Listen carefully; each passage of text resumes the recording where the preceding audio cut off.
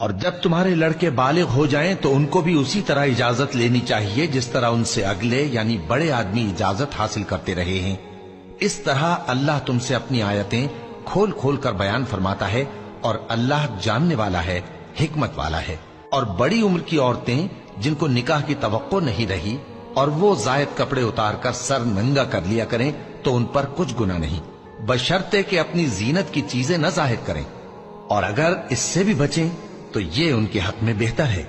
اور اللہ سنتا ہے، جانتا ہے۔ نہ تو اندھے پر کچھ گناہ ہے اور نہ لنگڑے پر اور نہ بیمار پر اور نہ خود تم پر کہ اپنے گھروں سے کھانا کھاؤ، یا اپنے باپ دادا کے گھروں سے، یا اپنی ماؤں کے گھروں سے، یا بھائیوں کے گھروں سے،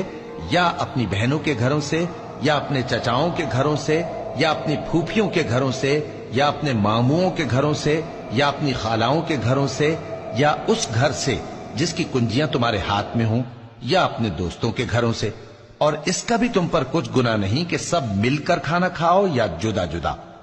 پھر جب گھروں میں جایا کرو تو اپنے گھر والوں کو سلام کیا کرو، یہ اللہ کی طرف سے مبارک اور پاکیزہ تحفہ ہے۔ اس طرح اللہ اپنی آیتیں کھول کھول کر بیان فرماتا ہے تاکہ تم سمجھو۔